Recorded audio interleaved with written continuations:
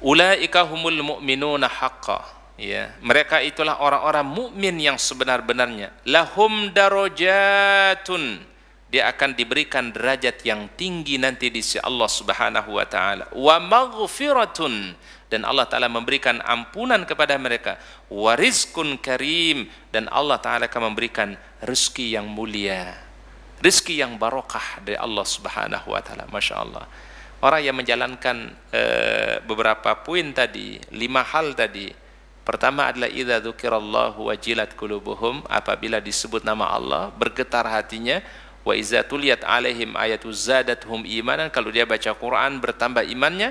Kemudian yang ketiga, wa ala rabbihim yatawakkalun, selalu bertawakal kepada Allah. Kemudian alladzina yuqimunas shalah, menguatkan dengan salat. Wa yunfiqu wa mimma razaqnahum yunfiqun, dan menginfakkan hartanya Allah taala. Maka Allah taala kasih 3 janji dalam ayat ini. Pertama, darajatun, dikasih derajat yang tinggi nanti di hadapan Allah taala pada yaumul qiyamah. Kemudian wa maghfirah, Allah taala janji dengan ampunan. Kemudian yang ketiga, warizqun karim, dengan rezeki yang baik, rezeki yang barokah dari Allah Subhanahu wa taala. Tentu ketika Allah taala berjanji, Allah taala tidak akan pernah mengingkari janjinya. Innallaha la yukhliful mi'ad, Allah taala tidak pernah mengingkari janjinya. Baik, kemudian berikutnya adalah poin yang kedua, benteng yang perlu kita perkuat, ya, yang bisa menjaga agama itu adalah benteng keikhlasan yang menjadikan seorang muslim akan senantiasa terhubung dengan Allah Subhanahu wa taala. Keikhlasan dalam beramal, keikhlasan dalam berdakwah, keikhlasan untuk hadir dalam majelis ilmu, keikhlasan untuk berjuang di jalan Allah taala. Ini menjadi penting, ya. Jadi banyak orang berguguran dalam berjuang itu karena enggak ikhlas. Ya, karena enggak mau mendapatkan ridha Allah Subhanahu wa taala, tidak mengedepankan ridha Allah, sehingga yatasaqatuna, kata para ulama, berguguran dari jalan dakwah, berguguran dalam pengorbanan berjuang. Karena kenapa? Enggak memiliki semangat ikhlas karena Allah Subhanahu wa taala. Maka yang perlu kita perbaiki apa? Keikhlasan kita. Ya, maka kata Imam Syafi'i, ya, setiap orang harus terus, ya, memperbaiki dan meningkatkan kualitas keikhlasannya kepada Allah Subhanahu wa taala. Apapun yang kita lakukan harapannya cuma satu, ya Allah, mudah-mudahan Engkau ridha. Ya. Kita berbuat kebaikan untuk keluarga kita, ya Allah, mudah-mudahan Engkau ridha. Ya. Kita berbuat untuk anak-anak kita, ya Allah, mudah-mudahan Engkau ridha. Kita berbuat untuk agama Allah, ya Allah, mudah-mudahan Engkau ridha. Ini apa yang kami kerjakan, apa yang kami lakukan. Jadi enggak boleh lepas tuh niat kita itu selalu ingin mendapatkan ridha dari Allah Subhanahu wa taala. Kan kalau Allah taala udah ridha, Allah taala kan jatuh cinta kepada hambanya. Allah taala mudahkan urusan kita, mudahkan rezeki kita. Karena kenapa? Ternyata kuncinya adalah kalau orang itu sudah bagus hubungannya dengan Allah, Allah taala akan perbagus hubungan sesama manusia. Ya, jadi perbagus dulu hubungan dengan Allah, maka Allah taala akan perbagus hubungan kita dengan sesama manusia. Ya. Banyak orang-orang Masya Allah yang mereka semangat dalam dakwah, ya, membantu agama Allah, membantu dakwah dia. Masya Allah, Allah Ta'ala berikan kemudahan, ya. Anaknya dimudahkan oleh Allah, pekerjaannya dimudahkan oleh Allah, karirnya pun dipermudah oleh Allah Ta'ala, rezekinya dikasih jalan oleh Allah Ta'ala. Karena kenapa? Dia mau berjuang untuk agama Allah, ya. Ingat para pemirsa, tidak semua orang mau berjuang untuk agama Allah, ya. Tidak semua orang sanggup untuk meniti jalan Allah dalam dakwah. Ya, karena dakwah itu pasti ada resikonya, dakwah itu pasti ada tantangannya. Karena tidak semua orang mau dapat resiko. Ya. Dakwah itu adalah bisa mengorbankan waktu, mengorbankan harta, mengorbankan pikiran, mengorbankan ilmu. Itu memang dalam dakwah itu seperti itu. Ya. Makanya Al-Quran mengatakan waman ahsanu qawlan mimman da'a ilallah. Tidak ada ungkapan yang paling terbaik, tidak ada ucapan yang paling terbaik kecuali mengajak kepada Allah Subhanahu wa taala. Yang namanya mengajak kepada Allah itu pasti banyak apa? Tantangannya. Ya, ngajak orang mau taklim ya pasti ada tantangannya. Ya, makanya kalau ngajak orang berbuat baik kan enggak langsung disambut. nggak langsung direspon. Bisa jadi mohon maaf kita ngajaknya sekali belum nerima, 2 kali kita ajak mungkin belum terima, mungkin 3 kali juga belum tentu, bahkan sampai kita udah bosen ngajak gitu. Karena ini memang sebuah amalan yang mulia, dan profesinya para nabi itu adalah dakwah, ya. Sehingga ada ungkapan dari para ulama mengatakan nahnu du'at qabla kulli syai. Kita semua ini para dai, sebelum menjadi apa-apa itu kita jadi dai. Jadi profesi, kalau ditanya apa profesi Anda? Dai. Apa pekerjaan Anda? Seorang dai. Walaupun dia mungkin seorang dokter, mungkin dia seorang pengusaha, mungkin dia seorang guru, mungkin dia seorang pembisnis, tetap adalah yang paling utama dakwah. Ya, maka ada ungkapan para ulama mengatakan nahnu du'at qabla kulli syai. Kami ini adalah para dai sebelum menjadi yang lain-lainnya. Ya.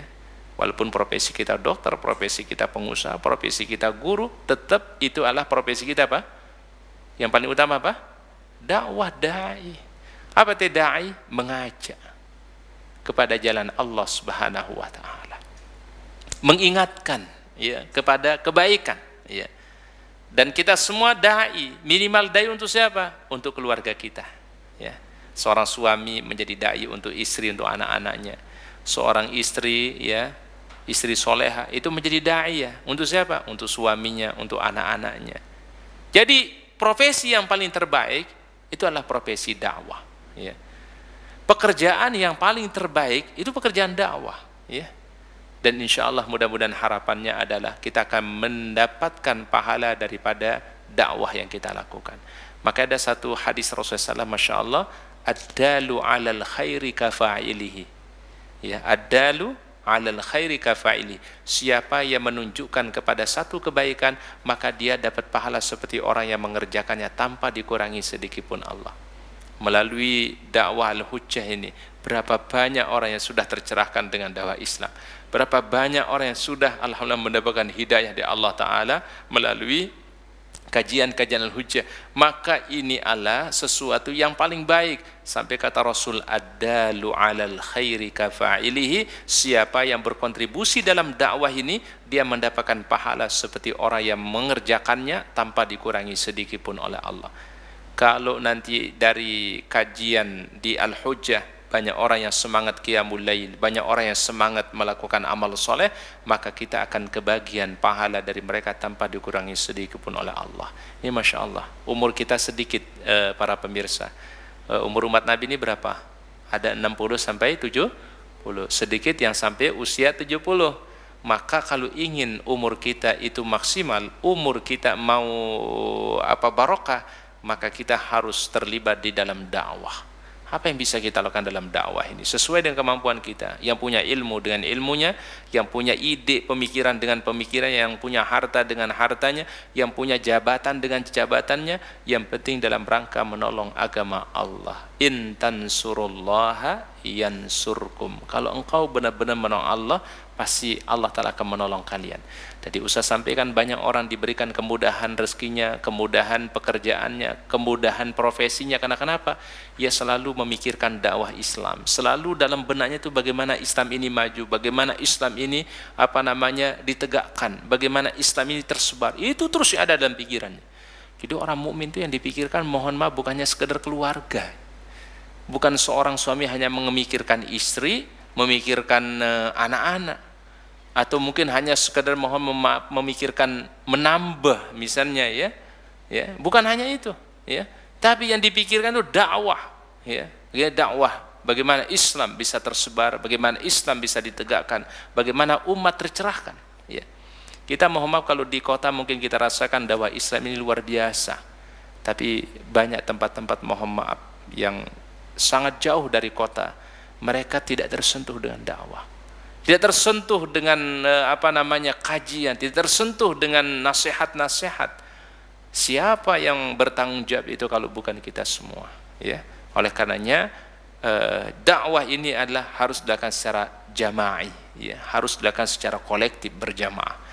Sampai Rasulullah SAW mengatakan yadullahi ma'al jamaah. Allah Ta'ala akan memberikan kekuatan itu kalau orang itu adalah berjamaah. Artinya tidak bisa sendiri, tapi harus kita kolektif berjamaah di dalam menjalankan perintah Allah Subhanahu wa taala tersebut.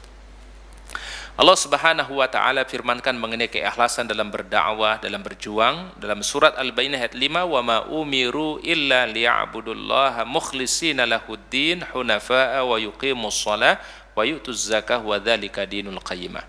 Padahal mereka hanya diperintahkan menyembah Allah dengan ikhlas, ya, semata-mata karena menjalankan agama, dan juga agar melaksanakan salat dan menunaikan zakat, dan demikianlah itu adalah agama yang lurus atau agama yang benar. Jadi prinsip yang benar atau agama yang lurus itu adalah yang mengedepankan keikhlasan di dalam beramal, kedepankan keikhlasan dalam berdakwah, kedepan keikhlasan dalam berjuang di jalan Allah Subhanahu wa taala. Maka Allah Taala akan janjikan tadi, in tansurullaha yansurkum.